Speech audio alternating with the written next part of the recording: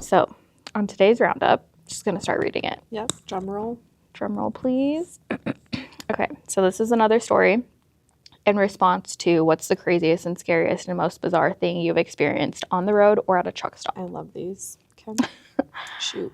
My mom is a trucker, and this is her story. She was driving through Arizona when she saw that what she thought was leaves blowing across the road in the distance. This puzzled her since there's mostly pine trees in northern Arizona.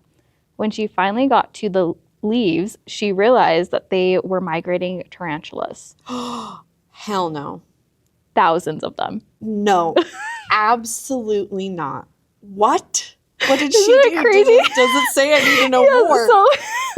So there were so many of them that her truck was sliding on their guts, and she had to slow down. No. Disgusting. I didn't even know tarantulas migrated. No. I mean, it makes sense, kind of.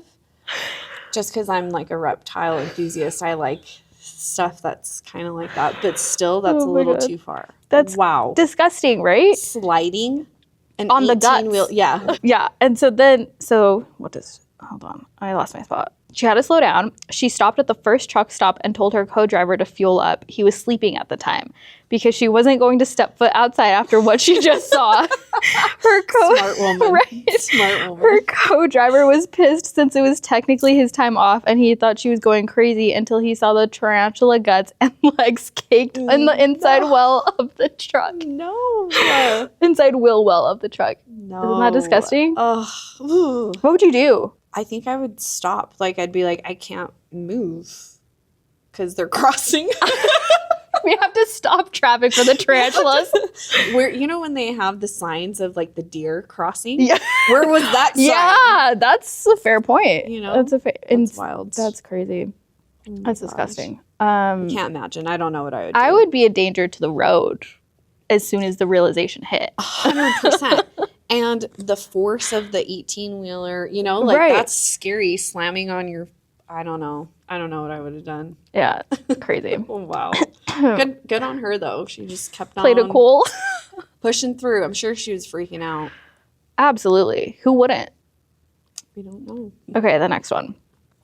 Former trucker here, and this is on the same thread, so the crazy stories. Former trucker here was driving north through the mountains of Colorado towards Pueblo, and it was my first time dealing with anything like the Rocky Mountains, so I was taking it nice and slow with my hazards on and in the right lane. This was in the spring, and there wasn't much snow on the ground aside from light dusting. I remember passing a truck pulled to the shoulder on my way up, nothing out of the ordinary. However, as I was heading down the mountain, there was this which can be scary as in an 18-wheeler, trust me. I saw the same truck I passed earlier fly by me to the left-hand lane, now being passed on the left going downhill in the Rocky Mountains by another tractor trailer is crazy enough, but what really makes the story is this guy's trailer brakes were on fire. He was pulling a load, could tell because the trailer was sealed, and if you know anything about trucks, you know there's only so much braking you're supposed to do before they overheat and worst case catch fire. Yep. Wow. This guy's truck looked like a comet as he sped down the mountain at what I thought was surely to be deadly pace. I grabbed the mic on the radio and called to him, "Hey driver, your brakes are on fire. I mean literally on fire." His rough and weathered sounding voice comes back over the speaker of my radio and says, "Cool as a cucumber, I know." Oh, Panic. Don't be alarmed. Yeah. I am aware. 10-4. And he disappeared around the curve. I never saw any wrecked truck, emergency crews, or even mention of an accident over the radio. I did see discarded fire extinguisher on the ground at the base of the mountain, though. Just one of my many awesome stories. Wait, what? So it didn't even make the news. He must have, just kept going. Yeah. And then as soon as he could stop, he stopped. Pulled over. And then, wow. so he contained it, sort of. Yeah, but that's also like a huge Risk. toss up right? Because like the trailer could have caught on fire. It could have been so much worse. Yeah. Wow, that's crazy. Kind of along those lines, it was maybe a year into me starting at ShipX. And, you know, prior to that, sure, I saw the semi trucks. I didn't know anything about them. But after a year of being with ShipX, I learned like the purpose of, you know, when you're coming down Parley's, for example, Mhm. there's like those sand pits. Oh, I yeah. don't know if you've ever seen it. Yes, I have. So that's for those type of situations. So they'll use like their engine brakes Mhm. or, you know, I don't know all the terms, right? That's not Right. my department. But if they lose their brakes, they're supposed to hit that. And it's like a huge force, but the sand's supposed to like absorb like that impact or whatever. But even then, think about it. You're going downhill. Your brakes aren't working. You have 44,000 pounds or more Right. behind you. Yeah. The sheer velocity, like imagine being the driver and being like, yep, this is This is happening. Brace for impact. So like, wow, those drivers that are just accustomed to doing the mountainous or terrain, like kudos to them. Yeah. It's crazy. They are in charge of a lot of weight and a lot of money. Yes. And lives. Yes, absolutely. Yes. So wild. Wow. Well, I'm glad there was no accident. Yeah. And that would probably be a very crazy thing to see. Oh, There yeah. was no accident, Yeah. right? And then just the fire And to hear his like calm voice just over the radio, like, yeah, like it is what it This is. is every Tuesday. Yeah. This is When I hit literally. this route, it's every Tuesday. Just kidding. Oh my crazy. God. Okay, so this one is titled, Don't Hold Freight Hostage. It's never worth it.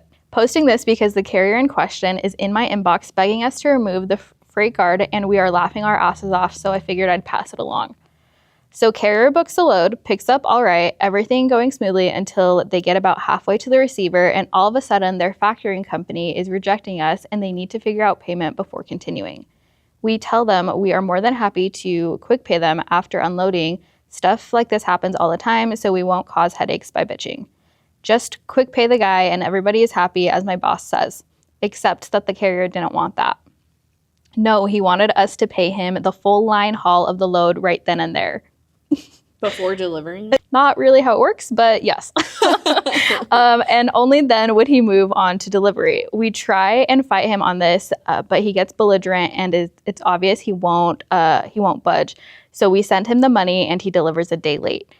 Now, since we've already paid him, we can't deduct for a day late, but he has, but he was an asshole, so we decided to publish a freight guard against him.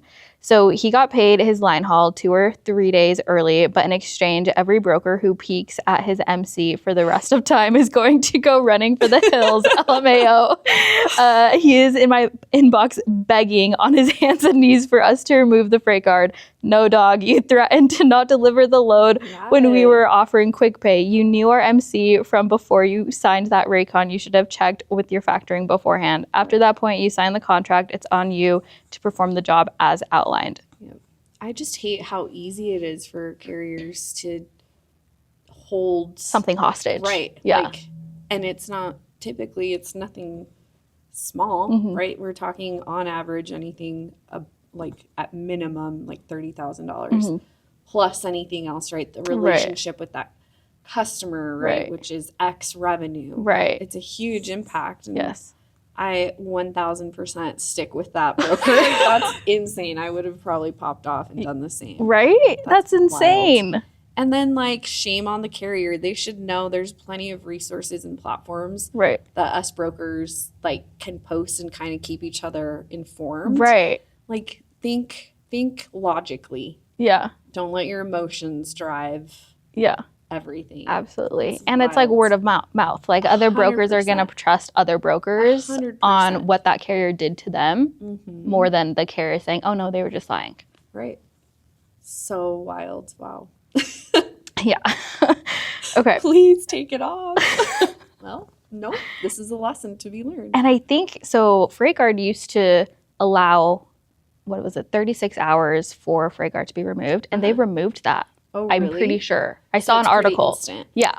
So That kinda they don't checks out. have the ability now that it's been posted to remove that. At least from an article that I saw. I'm not 100% sure, but I did see that was announced. Huh. So Interesting. that's crazy. The next one. I got a very controversial question here, maybe looking for a trick of the trade answer. We as a carrier are a cross-country load. Wait, let me start over. We as a carrier were on a cross-country load, one pick, one drop. We booked the freight. We were loaded overweight on the front axle. It was completely floor loaded instead of palletized. We asked for $500 on top of the overweight on axle, it being floor loaded, and it was over the RC tendered weight. We booked it for $10K and they loaded it at $30K. Oh, shit. So there's already mini hurdle to get over. We ran into a transit issue with a coolant hose that burst. We communicated that, but that caused us to be 2 days late. But the time it happened was evening. Next day, the shop fixed it. The truck came to our yard. We had a local guy deliver this, etc. Typical logistics company steps. Local guy arrived too late to the warehouse, or too late that the warehouse guys left. He got laid over. Meanwhile, this guy is blowing up everything. 99 plus emails, call the office nonstop, calling owner's cell phone nonstop. It did get so bad that the company started ignoring. We communicated the breakdown, and then he's calling with ETAs, status updates every 15 minutes, literally. Mm-hmm. It got bad. Yelling to hurry up and get fixed. How are we supposed to hurry up on a part run or a road service call? We were then charged with a $1,000 late fee for 2 days. The dispatch asked for evidence of such fees, $40,000 or $4,500 load, and a $1,000 deduction. That's 22% of overline haul. Broker sent in a blurry screenshot of the conversation with someone. And before someone here says, I would have charged more, please grow up. Please grow up. We're in a recession where everything is on back ordered, and this industry at times feels like we're back in the 70s. My question is, how can I, as a carrier that communicated here, legitimately fight this? File on bond, any other legitimate steps? Interesting. Was there any comments on there? Because I feel like I have ideas that I would have our team do if we were ever in that situation. But like, first and foremost, if they have all the evidence and documents to show the breakdown, that's plenty, right? Like, hire a freaking lawyer if you need to. I understand, like, does that outweigh that $1,000? It might, and it might not, but it'll teach that broker a lesson, because there is a fine line of fining and holding the carrier accountable to what they're agreeing to do. Mm-hmm. But at the same time, you're showing your true colors, that you're brand new to the industry, to brokerage. You don't know anything about a carrier, right?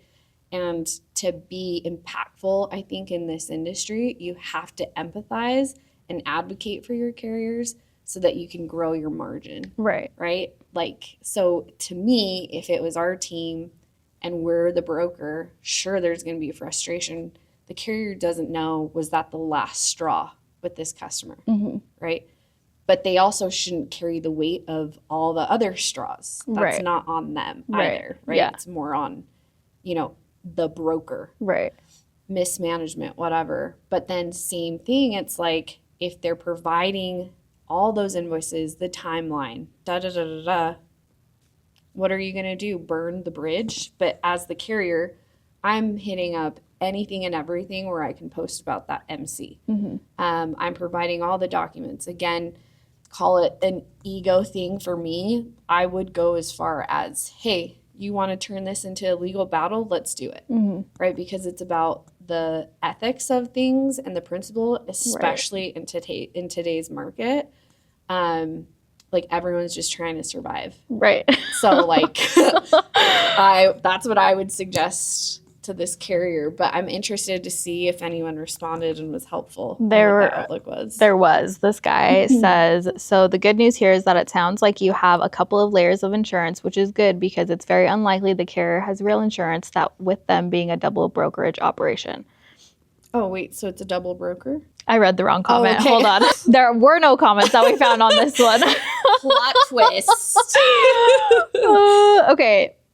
The one that does have a response, there is one. So moving on, there was no comments. Okay. So you're saying get lawyered up, and yeah. If that's like the worst case scenario, I think reputation to a brand is key. So there's Google, there's DAT, there's Internet Truck Stop, anything that you can do from that standpoint, and just pestering them, right? Like, hey, I need a valid why. Mm-hmm. And then those are the steps that I would take personally. Good advice.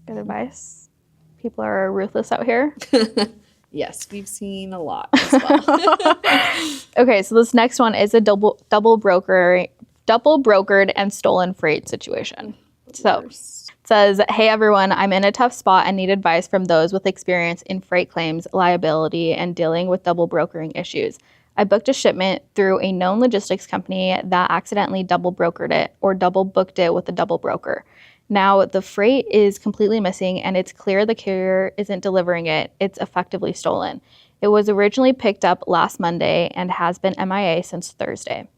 Key details: Cooper bus bars, raw cost of materials of $150K, selling price to customer $170K, replacement cost 2-day $230K due to market shortages and tariff increases.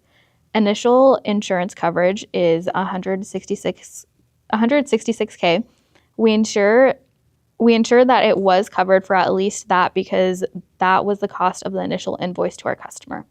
Customer impact: their machinery is down and they cannot produce, meaning potential financial losses on their end as well. Logistics company's mistake: they failed to properly vet the carrier, leading to a double brokered load that is now missing. Questions. They have 5 questions. 1, what are my best options for recovering the full amount given that the replacement cost is much higher than insured value? We'll take it question by question. Sure. I mean, it's obvious in this situation, right? You can do 2 things. 1, and I don't know if people are aware of this, but as a shipper, they also have to have insurance on their logistical moves. I didn't know that. So they, at least best practice, especially if you're shipping a large volume, they can technically claim that on their insurance, that difference. However, you will probably be blacklisted as a vendor for them. So you really have to outweigh what's the strategy, right? Maybe you're financially strapped and there's just no way, nothing to kind of give to put that money out of pocket and pay. Or maybe there's a little bit of space to which that's what you're doing. So you're allowing insurance to kick in and cover the majority, but then the gap, that's on you, the broker, or the logistics partner that the shipper trusted with. That's what I would do for that question. Okay, second question, is there any way to push for a claim payout that reflects current market prices, or am I locked into the insured value at the time of booking? You're locked into that value at the time of booking. I mean, maybe there's like self-insured, I don't even know, like ways to kind of bridge that gap. Maybe there's secondary, maybe there's an umbrella policy. But from my understanding and experience, it's what you purchased for that load, for that shipment or that customer. Yeah. So, because you can purchase certain dollar amounts for said customers. Right. But they're locked in. Yep.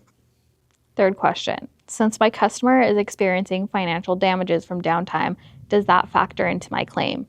This material cannot be replaced or produced for many months. I think that's very situational. It's very situational and very industry, you know, like same thing, situational, industry specific. I'm sure there's got to be like best practices for that type of a situation. Yeah.